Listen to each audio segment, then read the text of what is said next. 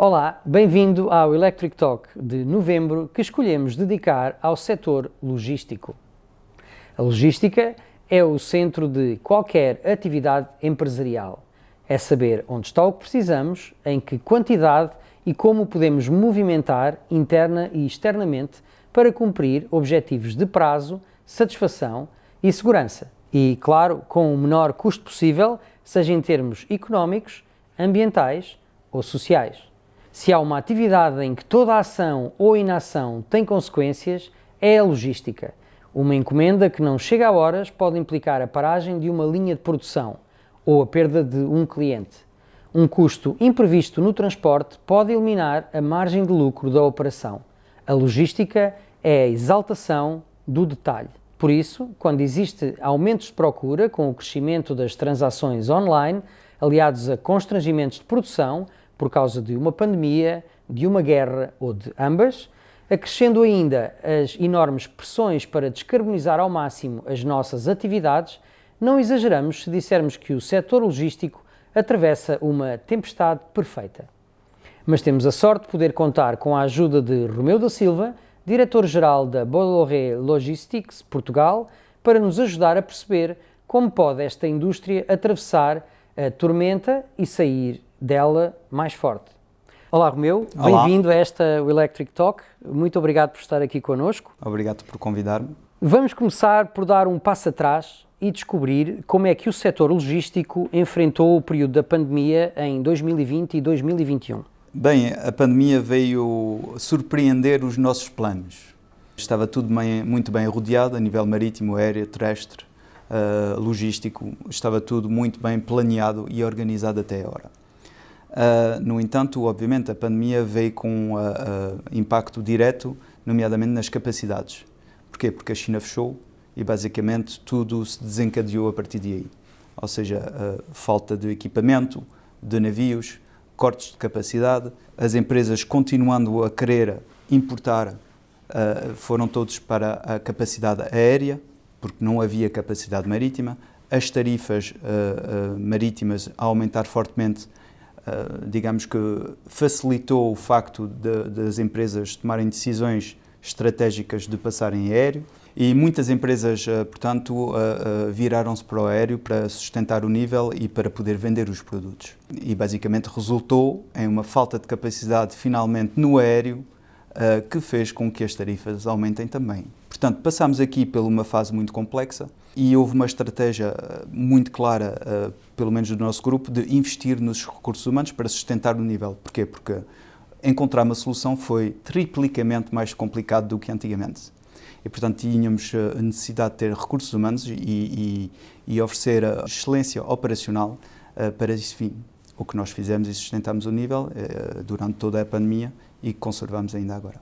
Esses efeitos ainda se fazem sentir? Portanto, como é que estas coisas não se resolvem logo rapidamente? Não se resolvem muito rapidamente. Tivemos 2 anos muito complexos. Um pouco o rodoviário não teve tanto impacto em 2020 e 2021, até ao fim de 2021, mas claramente em 2022 veio o impacto no rodoviário, afinal de contas, e após todo o impacto no aéreo marítimo. Atualmente nós estamos a ver uma melhoria no marítimo, ou seja, umas rotas que já encontraram não o seu nível de danos, que dificilmente vai se encontrar novamente, mas digamos que já estamos a melhorar e ver umas melhorias certas nos processos marítimos. Mas, no entanto, o aéreo sempre está muito congestionado, muitos problemas de capacidade e de espaço. Daí empresas como as nossas investirem em termos charters, voos próprios, diretos, por exemplo, da Ásia para a Europa, para poder sustentar o modelo e para podermos oferecer capacidade adicional à capacidade tradicionalmente oferta pelas companhias aéreas, passenger flights e cargo flights. Relativamente às compras online, elas já vinham a ganhar terreno, mas com a pandemia o crescimento foi quase exponencial. Era previsível? E quais é que foram os desafios específicos para dar resposta a esta situação? Esta tendência já acontecia antes do Covid, de facto. Havia um crescimento anual brutal do e-commerce a nível mundial. Obviamente que a pandemia fez com que as pessoas ficaram em casa e encomendaram desde casa, sem sair. E, portanto, obviamente, houve um impacto maioritário na logística e-commerce. Houve duas estratégias aqui. A estratégia das empresas que continuaram a investir e massivamente para industrializar o processo logístico relativamente ao e-commerce, à logística de e-commerce. E como nós, empresas, estou a falar de Portugal, porque no grupo foi feito este investimento a nível industrial para industrializar os processos em França, por exemplo, com grandes contas do e-commerce. Mas em Portugal nós temos um armazém de 2.000 metros quadrados aqui em Telheiras, ao pé do Lumiar, e de para a superfície, que não é enorme, não é um armazém de 20.000, 30.000, 40.000, que possa absorver um investimento, nomeadamente tecnológico ou software muito elevado para a industrialização do processo, nós ficamos ainda assim sobre o nosso know-how com recursos humanos e atendendo a clientes mais de e-commerce, tipo pequenos e médios nível de empresa. Muito bem. E como é que, porque assim, anualmente, com certeza que já havia um período, que é o período do Natal, que nós estamos aqui a aproximar-nos, em que também havia momentos de pico. Há algumas semelhanças, como é que se pode comparar este crescimento do online e o pico habitual que já existia na altura do Natal? Bem, antes do Covid já havia uma problemática a acrescentar-se mais a mais, que era a atividade do aéreo enquanto a chegada do Natal, tradicionalmente, era muito congestionado unicamente pelos fluxos habituais de comércio mundial. O facto do e-commerce crescer mais em mais estava a pegar muita capacidade aérea no mercado existente e, portanto, roubando espaço ao negócio tradicional do aéreo. Portanto, já estávamos aqui nesta dualidade, digamos, entre os dois.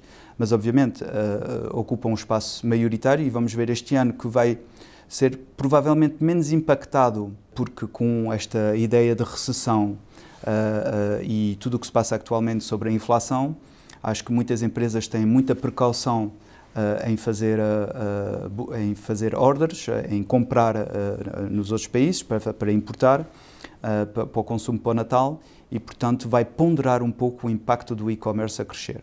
Este impacto realmente e esta confrontação será provavelmente visível em 2024.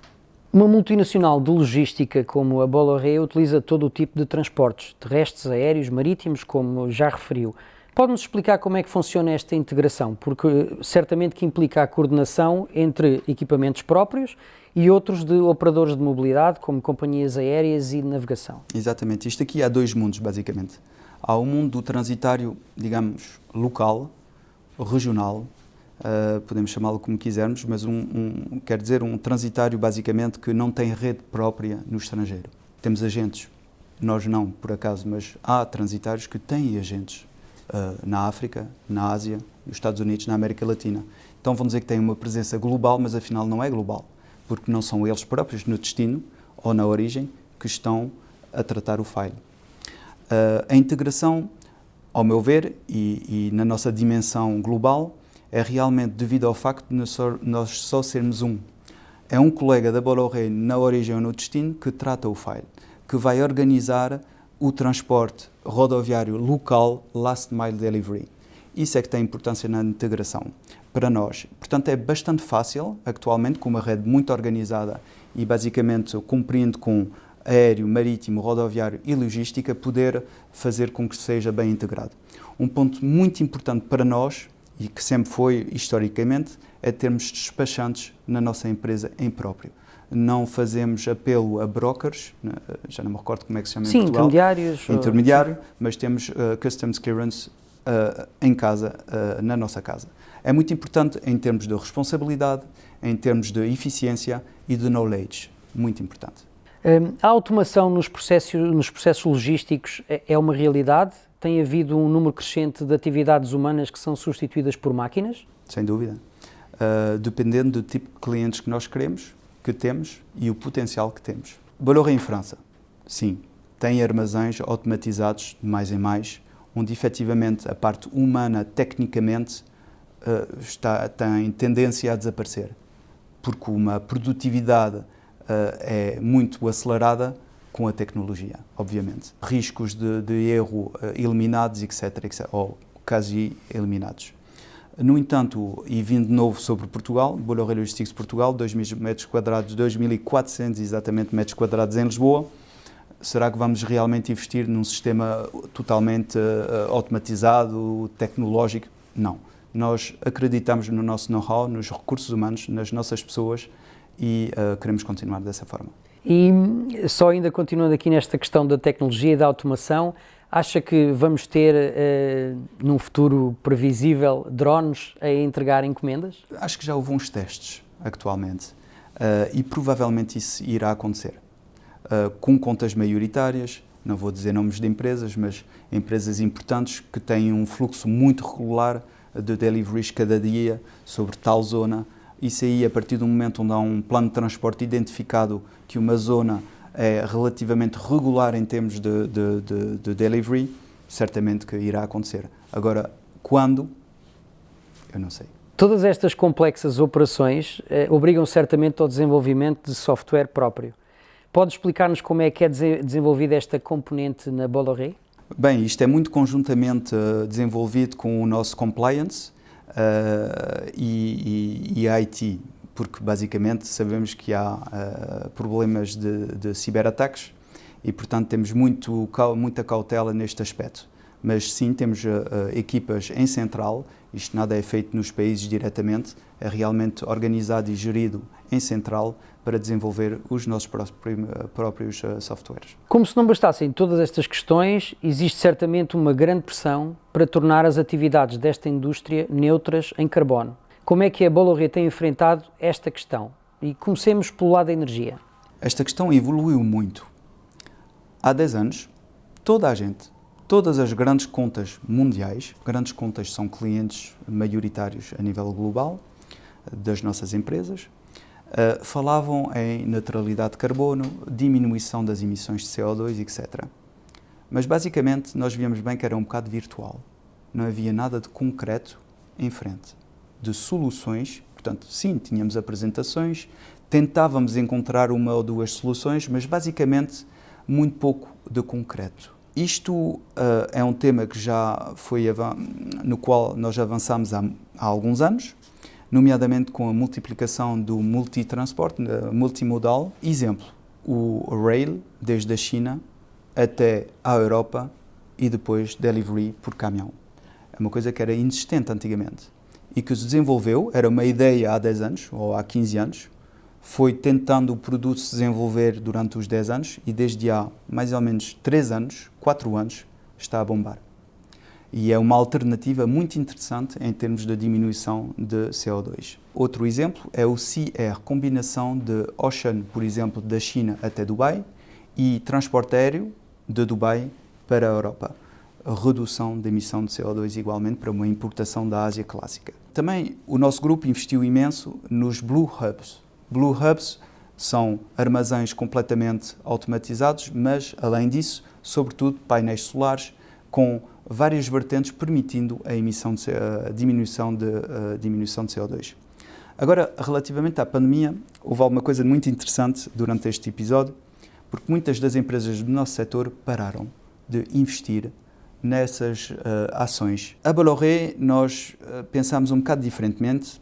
Recordo-me de um meeting que tivemos em Paris, onde tentámos definir a estratégia.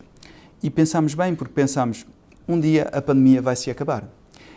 As empresas, durante a pandemia, o que é que tinham? Tinham muita pressa para fazer as exportações ou importações deles. Portanto, sim, basicamente, será que iriam ver qual era o combustível utilizado numa aeronave para trazer de China? Não tanto. Mas um dia irá parar. E aí sim, o desafio ecológico ia voltar em força. E, portanto, nós, durante estes 2 anos, estivemos a preparar-nos sobre um plano estratégico e claro e concreto sobre como é que iríamos ajudar estas empresas. Desenvolvemos 2 produtos maioritários. Um primeiro é o SAF, Sustainable Air Fuel. O Sustainable Air Fuel é que fizemos acordos com companhias aéreas para utilizar não unicamente fuel dentro dos aviões, mas de misturar o fuel com óleo de cozinha usado.